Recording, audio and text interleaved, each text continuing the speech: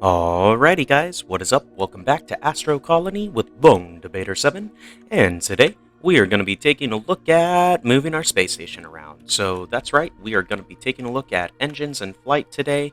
If you're new to the game, and you've been playing for a little bit, and you built your station, you can actually move that station around inside of this galaxy, inside of this game, in order to fly to the large planetoids, or just to move it around for fun. I mean, you can move it wherever you'd like. The way you do it is with engines. Now, it does require some technology, so let's go ahead and dive in and take a look and see what we need. So you're going to need water, transport, all that stuff up to here, up to hydrogen, researched. So we need to get hydrogen, because we need a hydro generator, and we need to make hydrogen tanks. So there's that. We also need engines, just straight up engines, because that gives you electric thrusters. Now, these electric thrusters will allow you to move. You can't control all of them until you come down here and get navigation with the control panel. You can autopilot to things, and it makes it a lot easier. But starting off, you don't have access to that. So how do we deal with this? Well, first things first, let's go ahead and build our hydro generator right here. This is the guy. And take a look and see what it actually requires to work. So to make hydrogen tanks, which is all we can do, we can make hydrotonic as well, but we don't have any quartz, so... Well, we can leave it on. It doesn't hurt anything. Because you can run production in parallel. Oh, cool. We actually just mined the gold straight out. Dope. Throw that in. Okay, sorry. Got distracted.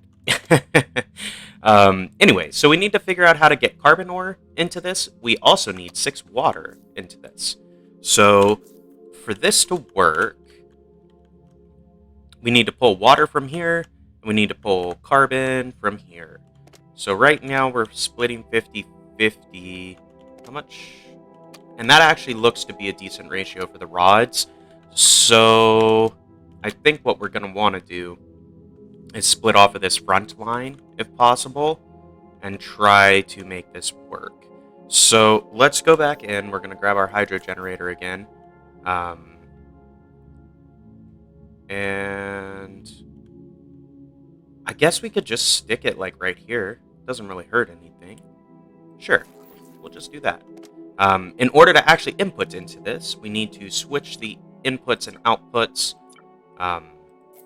around, and the way you do that, where is this at? There's a button that you can push to swap them, because we need that output to be an input. Merge, sort, recipes.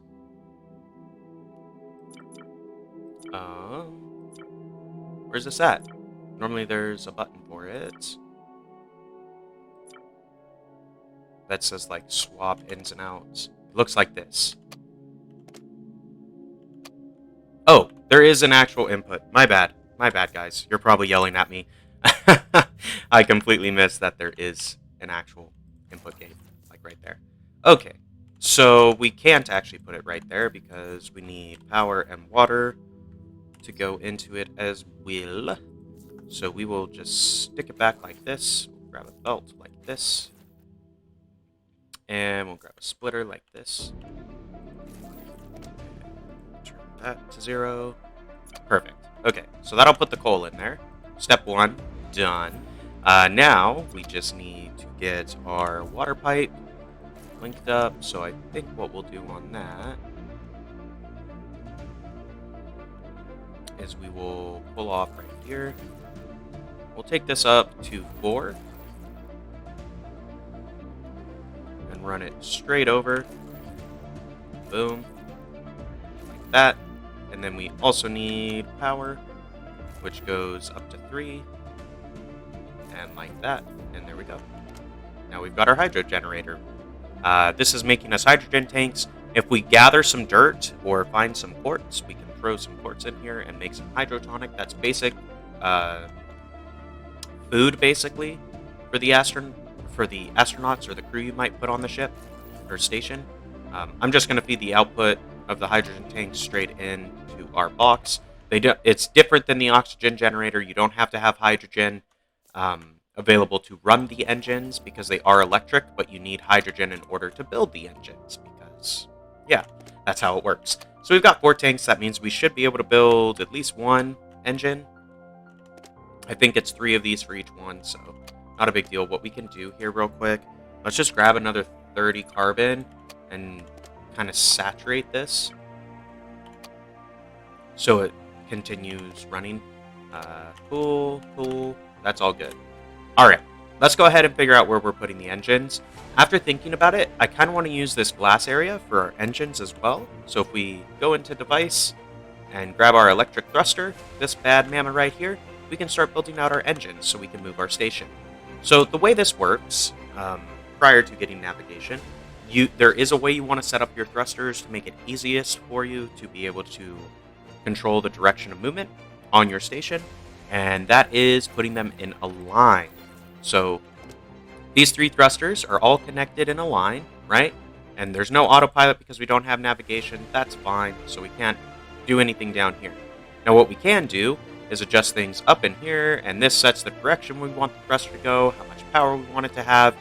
If you click this apply to connected thrusters, it will adjust all of them. So we were looking at the middle one, I set it to left and hit apply to connected. We look at this one now, it has the same setting. You can put it back to center, and this one's back to center.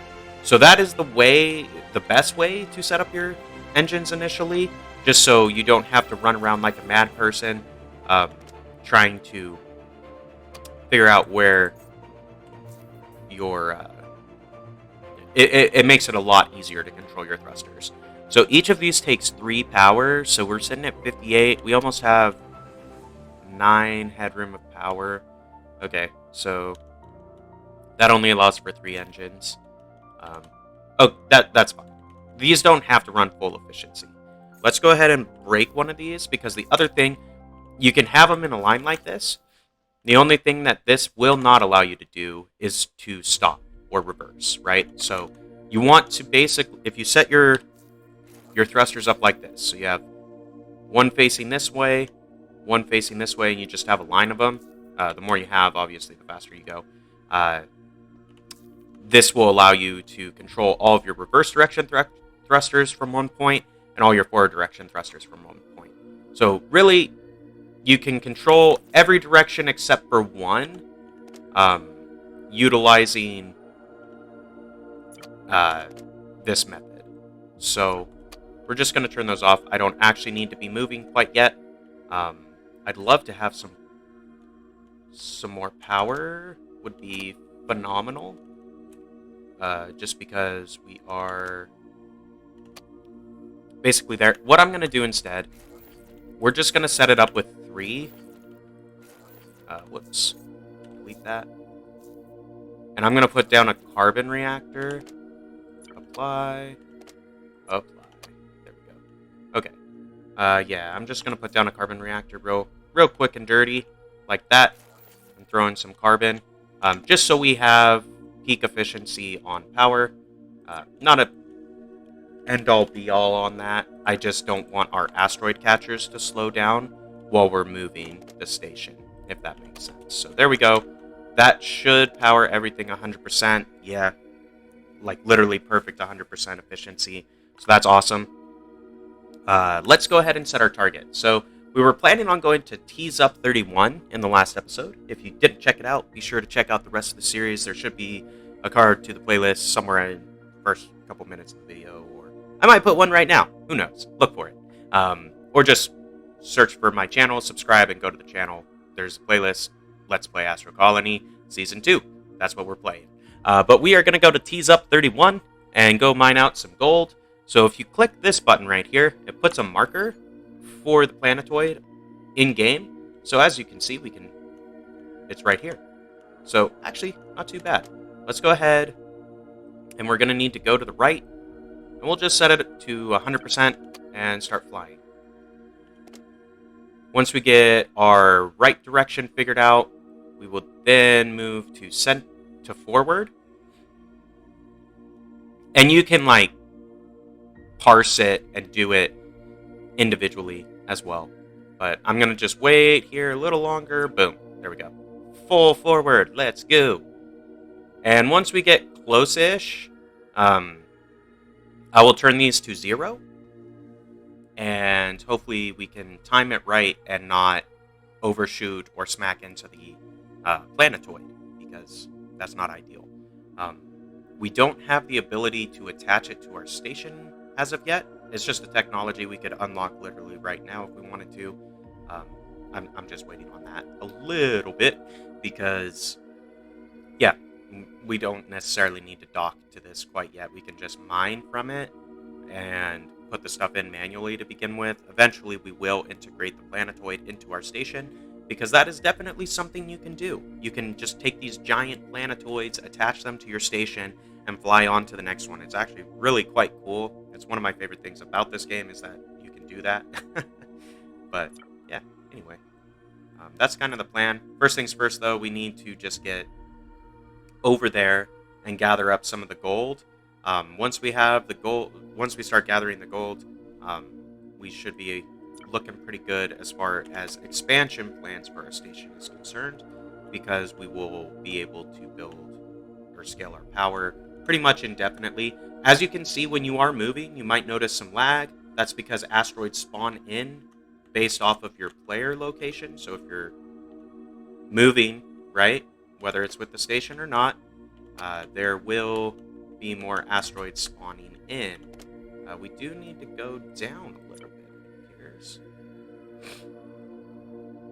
get that dealt with.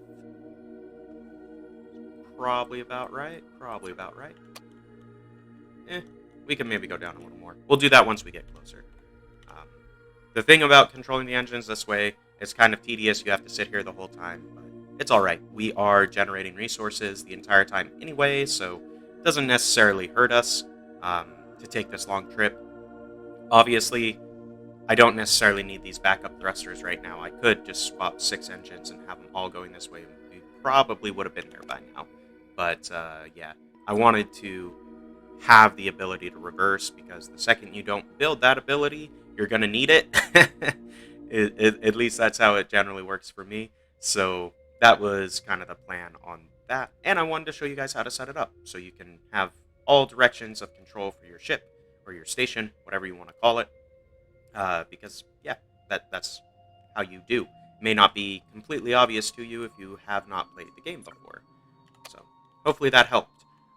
We're almost to this planetoid. And then what we're going to look at is setting up mining, which we haven't looked at. We definitely got the tech for right here. We're going to utilize the drill, I think, to start getting us some gold. It's kind of what I'm wanting to do. So we will give that a try. Let's go ahead and go to the right and down, because we are still a little bit high and to the left. We're probably close enough I could just boost over to this, but I want to get the station reasonably close. That way we don't have to travel for a long time when we go to pick up our resources from it. Eventually we are going to dock to this planetoid, and then we can set up a belt feeding the resources directly into our processing system, but I haven't gotten to that point yet, so or we don't have the dock technology. It's literally right here, and I could get it right now to build this docking station. That's all you need to attach them. We'll cover that. We might do it this episode. Maybe. We'll see. I want to show off the mine first, or the drill first, and kind of show you what you can find on these planetoids, because it is useful. You need to go to the planetoids in order to progress in the game. You may have noticed some of the recipes require dirt, or quartz, or wood, depending on how far in the tech tree you have gotten yourself.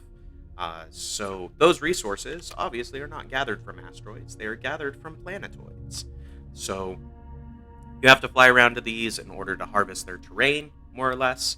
And as that is the only means of getting dirt and quartz. And stone. I think stone is also in that category. Anyway. We're almost there. I am going to drop us down.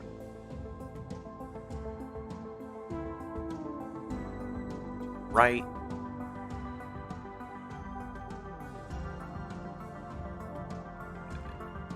Forward.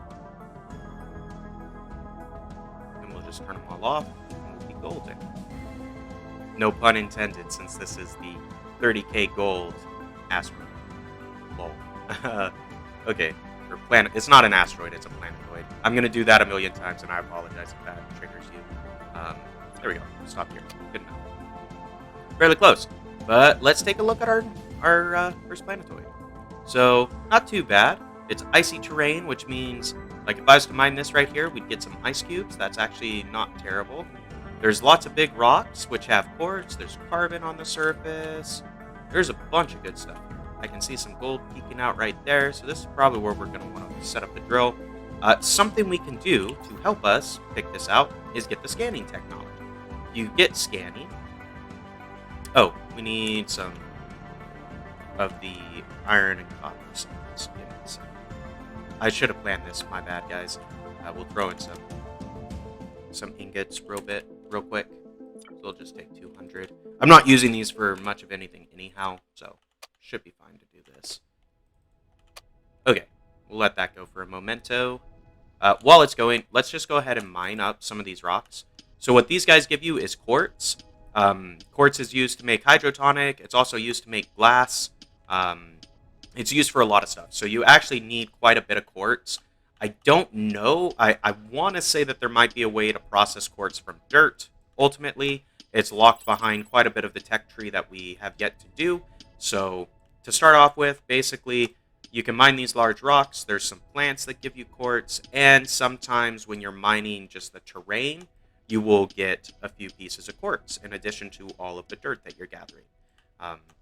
So that's kind of how it works. I'm just going to break this last rock. It looks like there's maybe some coal or some gold, not coal, but gold in this area.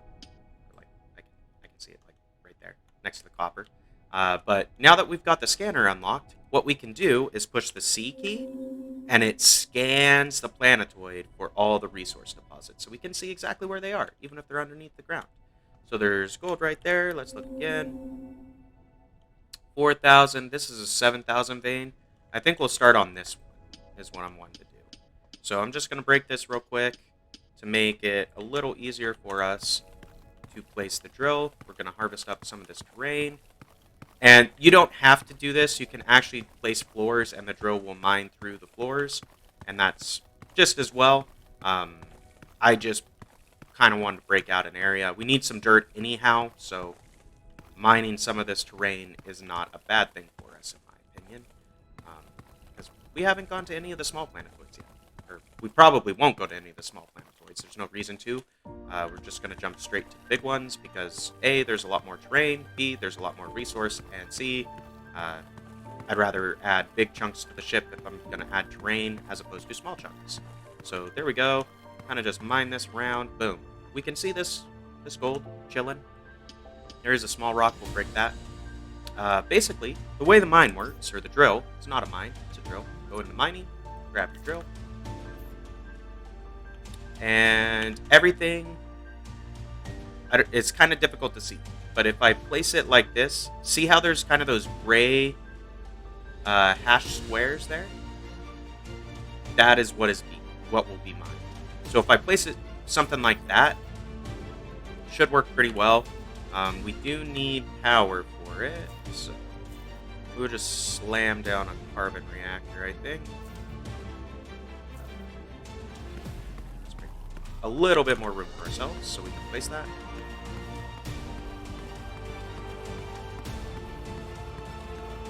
And I could build some flooring and make it a little bit easier because we can just make it flat and place it on there, but not a big deal. You can actually add to the terrain as well. If you hit right mouse instead of left mouse, it adds a block of dirt as opposed to removing the block of dirt. So just bear that in mind. You do need to have dirt in your inventory or in a storage bin in order to add terrain. So bear that in mind. You can expand these out if you want to, or want to change the shape or something like that. I have never been so inclined just because, yeah, sometimes it's a little bit finicky on where it places stuff down, but that's just me. No worries. Play how you want to play. Always should. Okay, here we go. Put that guy, put this guy, boom, boom. And I just need to go grab some carbon real quick, which we should have oodles of. We'll just grab 50. Start with that. Should be more than enough to get us going. And ultimately, I'm not going to use drills to mine out this planetoid. If you do that, it will take you forever. The play, so to speak, is to go in the tech tree and get advanced mining so you can utilize the miner drones. That also requires robotics, so you can get the robot assembler to build these guys. But this will allow you to basically automate it. You can put 2 of these guys mining whatever resource you want, and they get it and bring it back. So pretty easy. Now we're gathering gold off of our planetoid, so that is phenomenal. We will be able to make solar panels reasonably well at this point. The only thing is we have to manually transport the gold ore over to our smelter periodically so it can get processed up. That is not happening automatically. The way to make it happen automatically, we have to connect this planetoid to our station, or we have to build the processing like equipment or machinery over on this planet. It makes more sense to try to pipe it into your pre-existing architecture, if you ask me, just because why double up on machines, right? There's no reason to. They can process multiple things at the same time.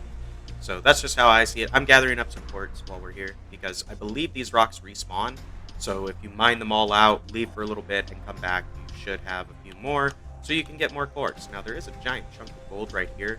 I could set up a second miner, honestly, and just gather up gold twice as fast, but this is doing good enough, if you ask me. We got 38 gold in about a minute, so cool. Let's go ahead and drop that in there. Now with the quartz, I do want to make some hydrotonics, so I'm going to put like 50 quartz in here so we can start making some of these guys, and we'll put the rest into the box. No biggie. Awesome. What I can do is process these gold plates into wire, because what I'd like to do is delete this and run everything on solar. So we need another 10. We should be able to do that reasonably quickly, in all honesty. Like, we've got a ton of gold now, and we're going to be generating gold a heck of a lot faster than we were before. I just need to bury the materials more or less and let them process. So what I'll probably do in between episodes is let our system run for a little bit so we can add some more solar panels to our power generation. And then next time, I think what we're going to look at is trying to dock this thing to our station. The reason why I'm not doing it now, I don't know exactly where I want to attach our planetoids yet. I haven't kind of planned that out yet. And obviously, this is a big chunk of material. Like, it's significantly larger than the station we currently have. So I want to do it in a way where it doesn't look completely atrocious, right? But ultimately, we are going to connect this thing to our station. Once it's connected with a dock, we can fly around with it. So next time, we're probably going to look at connecting up our... How did I get a copper cable in here? Oh, it's a piece of dirt. Dang it. How did I get dirt in there? Real question. Okay, fine. Don't break your system. Don't be like me. Be better at the game. Well, no, I'm kidding. You guys are doing great. I appreciate you guys watching. If you made it this far, be sure to subscribe and like the video. That way I know that you enjoyed it. Also, drop a comment if you have any questions.